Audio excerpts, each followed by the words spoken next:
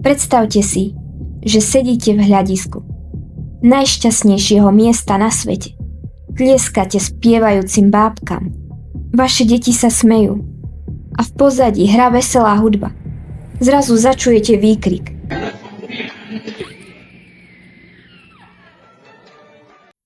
Prenikavý ľudský výkrik plný hrôzy. Čo urobíte? Asi nič. Tlieskate ďalej a zabávate sa, pretože máte pocit, že je to súčasť vystúpenia. Cítila som, ako sa ten studený kov oprel o moje telo. Počula som, ako mi praskajú kosti, keď ma ten obrovský stroj začal lisovať do úzkej štrbiny. Kričala som tak silno, že mi v pľúcach nezostal žiaden vzduch. A tá najdesivejšia časť? Disney nechcel, aby ste o tom vedeli. Upratali ma a tvárili sa, že sa nič nestalo. Obete Screamy príbehov majú tvár, ale nemajú hlas. V mojich videách ho dostanú. Rozprávajú svoj tragický príbeh sami, tak, ako sa naozaj stal, aby sa na ne nezabudlo, aby ich smrť nebola zbytočná. Volám sa Debbie Stone. Pracovala som v Disneylande, s hrdosťou nosila ten úbor, usmievala sa na každého. Moja mama o mne vždy hovorila, že som bola až príliš priateľská. Vraj som domov vodila cudzie deti a prosila ju, aby im navarila večeru. Milovala som ľudí. Chcela som, aby sa každý cítil vítaný. Možno aj preto som si vybrala prácu v Disneylande. Bola som plná snov a energie. Práve som skončila strednú s vyznamenaním. Bola som v prvej 10, hviezdna športovkyňa. Dokonca som získala cenu riaditeľa. Viete, tú cenu, ktorú dostane len jediný študent raz za rok. Jeseň na univerzite už klopala na dvere. A ja som si chcela len trochu zarobiť. A čo mohlo byť v Anaheime lepšie? Ako brigádovať v Disneylande. Pracovať tam, to bol sen každého tínedžera. Lepšie než nejaký zapadnutý obchod alebo fast food. 29. júna 1974 Disneyland otvoril svoju pýchu. Novú atrakciu s názvom Amerika spieva. Nebola to žiadna jazda na horskej dráhe. Bolo to doslova divadlo. 6 pódií v kruhu, plných spievajúcich zvierat a okolo nich 6 hľadísk s divákmi, ktoré sa neustále točili. Fungovalo to ako švajčiarske hodinky. Každé 4 minúty sa podlaha pohla. Každé 4 minúty. Nový pohľad, noví diváci, nový potlesk, nová pesnička. Bola to mechanická dokonalosť.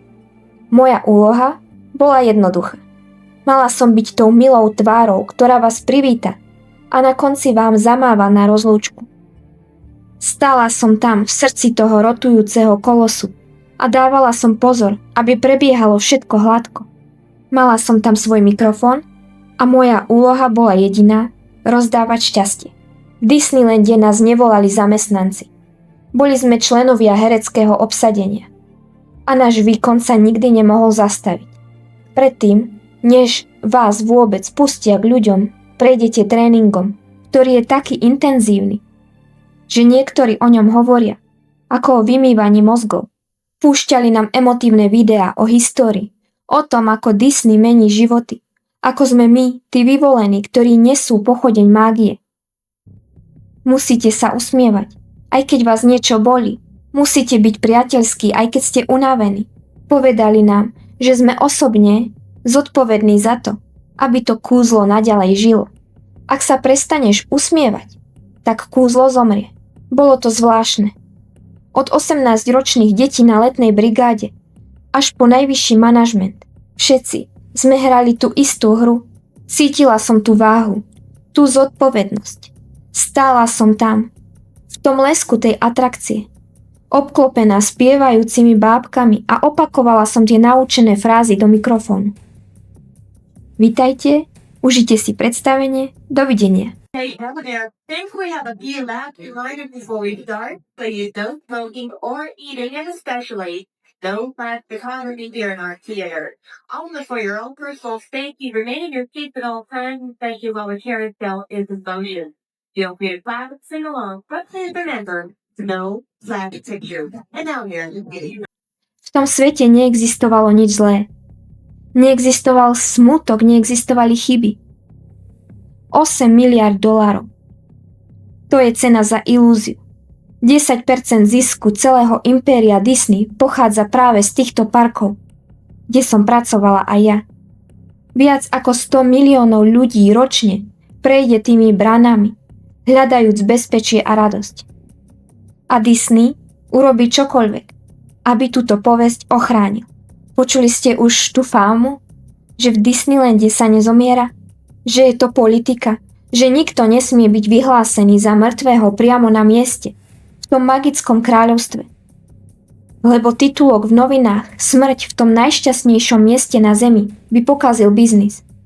Vaše srdce sa môže zastaviť hneď napríklad pod hradom šipkovej ruženky, alebo môžete zomrieť počas jazdy na horskej dráhe, ale pre nich nie ste mŕtvi. Ešte nie. Budú vás držať nažive dovtedy, kým neprejdete za brány tohto parku. Smrť sa musí stať inde. Hoci kde inde, v sanitke, v nemocnici, ale nie v Disneylande. Je to takmer desivé však, že aj v poslednej sekunde vášho života ste pre nich len súčasťou imidžu, ktorý treba upratať. Hovorí sa, že sanitky majú zakázané vchádzať priamo do parku so zapnutými sirénami. Prečo? Aby nerušili váš zážitok. Aby, napríklad deti, pritom ako lížu zmrzlinu, nevideli hukajúcu sanitku a nepýtali sa, mami, čo sa tam stalo?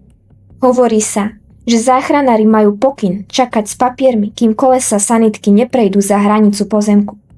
Že upratovacie čaty nastupujú skôr, než stihne zaschnúť krv, aby ďalšie publikum vošlo do čistého hľadiska. Neviem, čo z toho je pravda a čo nie, ale tento pocit tu bol vždy. Pocit, že ak sa stanete problémom, stanete sa niečím, čo treba rýchlo a potichu upratať. Disney Park fungoval takmer 10 rokov bez jedinej tragédie.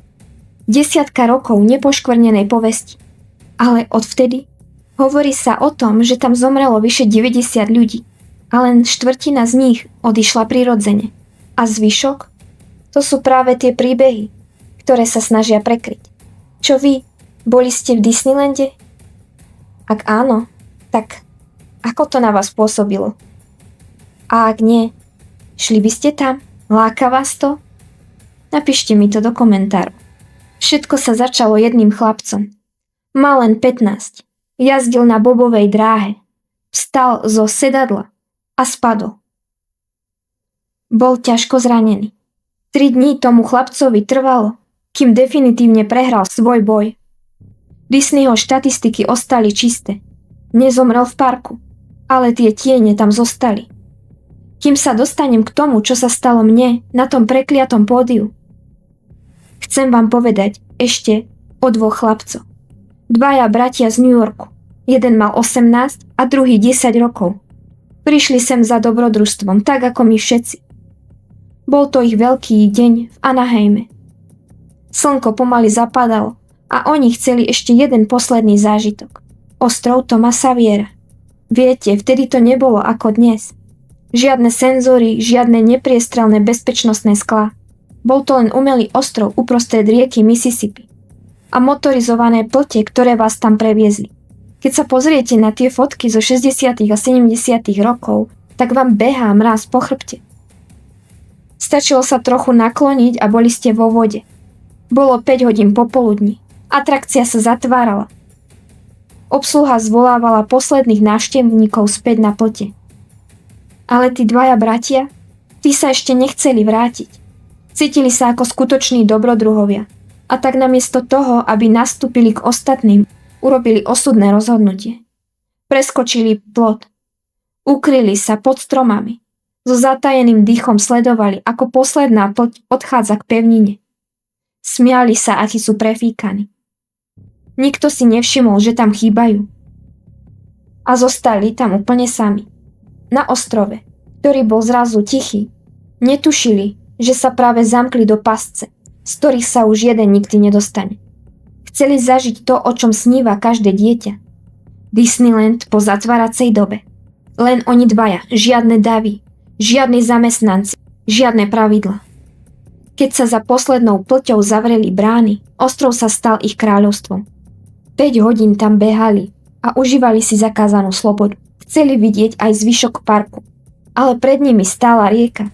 Ten starší chcel vziať svojho brata na plecia a prejsť s ním tú rieku. To, čo však nevedeli, bolo to, že sa vo vode skrývali neviditeľné turbíny. Boli tam preto, aby voda vyzerala priezračne, aby vytvárala tie dokonalé malebné vlnky, ktoré tak dobre vyzerajú na fotkách. Disney nepotrebuje prírodu. On si ju vytvára. Starší chlapec skočil do vody. Veril si. Bol to dobrý plavec. Ale vo chvíli, keď sa pod ním hladina zavrela, pochopil, že nebojuje len s vodou. Bol to však hrdina. V tú noc uprostred rozprávkového kráľovstva uprednostnil život svojho brata pred svojím. Keď cítil, že ho voda pohlcuje, že už nevládze, urobil poslednú vec, ktorú ako starší brat urobiť mohol. Držal brata nad hladinou. A ten to zázrakom prežil. Našli ho ráno pracovníci údržby, vyčerpaného, trasúceho sa, ako tieň uprostred raného oparu. Ale ten druhý chlapec tam nebol. Trvalo 8 hodín, kým ho našli. Súd však rozhodol jasne. Disneyland nemohol vedieť, že tam tí chlapci ostali. A Disney šiel ďalej. Stroje sa vyčistili, voda sa upokojila a o rok neskôr som tam stála ja. Vráťme sa teda k môjmu príbehu. K júlu 1974. Pracovala som na tej atrakcii len pár týždňov. Všetko bolo nové, čisté, voňalo to novotou a ambíciami. Boli sme nadšení. Viete, tie postavičky vám možno teraz pripadajú strašidelné, ale vtedy to bol vrchol techniky. Obrovské orly, spievajúce zvieratá v nadživotnej veľkosti, ktoré sa hýbali s trhavou, takmer ľudskou presnosťou. Bolo to fascinujúce a znepokojujúce zároveň. Bol 8. júl 1974. Pre mňa to mal byť len ďalší deň, kedy budem tou usmievavou hostiteľkou. Párkrát sa síce stalo, že sa na atrakcii niečo zaseklo, boli to nejaké menšie technické chyby, ale tie k novým veciam patria, nikto tomu nevenoval pozornosť. Nič nás nevarovalo. Bolo 22:30. Posledné predstavenie. A potom prišiel ten moment. Neviem vám povedať, prečo som sa pohla zo svojho miesta. Možno únava, možno tma, možno som si chcela len niečo skontrolovať. Ale zrazu som tam bola. V úzkej štrbine, kde sa stretávala pevná stena javiska s rotujúcou stenou divadla. Tie steny nemali žiadne senzory. Pohybovali sa s váhou tón ocele, rýchlo a neúprosne. Publikum počulo môj výkrik. Ale viete, čo je na tom najsmutnejšie? Oni si mysleli, že je to súčasť tej show. Sedeli tam, tlieskali, usmievali sa. Zatiaľ, čo len pár metrov od nich ma tie steny drvili. Bola som uväznená v mechanickom zovretí, ktoré sťahovalo moje telo do tmy zákulisia. Jeden divák sedel v prednom rade susedného kina. Prišiel si užiť večer s rodinou, no namiesto filmového kúzla uvidel niečo, čo ho bude prenasledovať do konca života. Pozrel sa doprava a v tom úzkom, smrtiacom priestore medzi stenou a nástupišťom uvidel niečo, čo pripomínalo dieťa. Kričal, nech to zastavia. Ale pre mňa už bolo neskoro. Keď sa hudba konečne zastavila a rozsvietili sa svetla, kúzlo definitívne zmizlo. To, čo tam našli, je niečo, čo určite nechcete vidieť. O 2:00 ráno môjmu otcovi zazvonil telefon. Sused z vedľajšej ulice mu povedal, že ho hľadajú zástupcovia šerifa. Moja mama má ten obraz dodnes pred očami. 2 cudzích ľudí v ich obývačke, ktorí priniesli správu, čo rodičom trhá dušu na kusy. Len noc pred mojou smrťou som volala otcovi. Chcela som mu povedať, že som sa zasnúbila. Otec hovoril, že najťažšia vec, ktorú kedy musel urobiť, bolo zavolať môjmu snúbencovi a povedať mu, že už sa nikdy nevrátim. Moja rodina Disneyland neobvinila z nenávisti. Podali žalobu, no nie kvôli peniazom. Chceli mať istotu, že sa niečo zmení, že moja smrť prinúti Disney urobiť tie vylepšenia. Aby už žiaden človek neprišiel o život takým spôsobom, ako som prišla ja. A čo urobil Disney? Zatvoril tú atrakciu, ale len na 2 dní. Toľko im trvalo, kým vykonali tú čistiacu operáciu. Kým zmýli moju krv z tých múrov a odstránili zvyšky môjho života. Aby tam opäť po pár dňoch poslali tú kopu usmiatých ľudí a detí. Predstavenie skrátka muselo pokračovať. Amerika spieva zostala otvorená ďalších 14 rokov. 14 rokov sa ľudia smiali na tom istom mieste, kde som ja zomrela. Áno, neskôr tam pridali senzory, pohybové čídlá, ktoré mali strážiť každý kút, aby sa už nikto iný nezasekol v tom oceľovom zovretí. Zrazu sa to dalo. Zrazu našli spôsob, ako ľudí ochrániť. A to si povedzme na rovinu, že to býva stále takto aj v ostatných krimi príbehoch. Vždy sa proste niečo musí stať, aby sa ľady pohli. Aby prišiel nový zákon, aby sa začali viac chrániť ľudia, deti, ženy. Vždy sa niečo musí stať. Najviac ma však mrazí tá desivá spomienka na to publikum. Že tam sedeli len kúsok odo mňa. Je to desivá predstava však. Tá tenká čiara medzi každodenným životom a nepredstaviteľnou hrôzou. Stačí jedna stena. Jedna stena, za ktorou máte napríklad suseda Jeffreyho Dahmera a vy práve pozeráte televíziu. Zatiaľ, čo za tou stenou sa dejú nepredstaviteľné veci. Ten pocit, že pár metrov od vás niekto trpí a vy o tom ani neviete a dozviete sa to potom. Mojej rodine začali chodiť listy. Písali ľudia, ktorých som ani nepoznala, ktorých som možno tým svojim príbehom držala nad vodou. Prišiel dokonca list od mladého muža, o ktorom si moji rodičia mysleli, že je už dávno mŕtvy kvôli drogám. Napísal im, že moja smrť bola pre neho budíčkom, že v ten moment, keď svet obletela správa o 18-ročnom dievčati, ktoré prišlo o svoj život, on sa rozhodol, že začne odznova. Špekulovalo sa o tom, že som sa možno snažila preskočiť medzi 2 pódiami. Alebo som niečo chcela povedať kolegovi, ktorý stal nedaleko. Nech to bolo akokoľvek. Tma a chýbajúce senzory urobili svoje. Ale presuňme sa teraz o niekoľko rokov dopredu. Bol rok 2011. Rebeka mala len 24 rokov. Bola mladá, plná života, pracovala na jednej z tých honosných výletných lodí Disney. Rebeka bola presne taká, ako som bola ja. Mladá a zároveň milovala tú prácu v Disney. Ešte 21. marca písala rodičom na Facebook, že im zavolá zajtra. Keď sa loď Wonder plavila k mexickému pobrežiu, Rebeka sa neukázala na zmene. Zmizla. Vyparila sa z lode, ktorá má byť najbezpečnejším miestom na mori. Jediné, čo po nej zostalo, bol záznam z bezpečnostnej kamery. Späť 45 ráno. Rebeka tam telefonuje. Vyzerá rozrušene, nervózne si odhrňa vlasy. Ruky si strká do zadných vreciek. Rodičia v tom videu videli, že Rebeka nie je v poriadku. Keď sa jej kolega spýtal, čo sa deje, odpovedala, že nič. Zložila telefón a odvtedy ju už nikto nikdy nevidel. Oficiálna verzia? Vraj ju zmietla divoká vlna, a to priamo z bazéna pre posádku. Ale ten bazén bol vysoký po hlavu. A v tom čase na mori nebola žiadna búrka, neboli nejaké obrovské vlny. Vyšetrovateľ strávil na lodi deň. Jediný deň. Nevypočul hostí, len pár kolegov. Disney sa snažil o to, aby tá loď čím skôr znova vyplávala. Nezaujímalo ho vyšetrovanie toho, prečo dievča, ktoré preňho pracovalo, zmizlo. Loď je prešpikovaná kamerami, najmä pri bazéne pod mostíkom. Ak Rebeka spadla, niekto by to videl. Ak by skočila, určite by sa to niekde nahralo.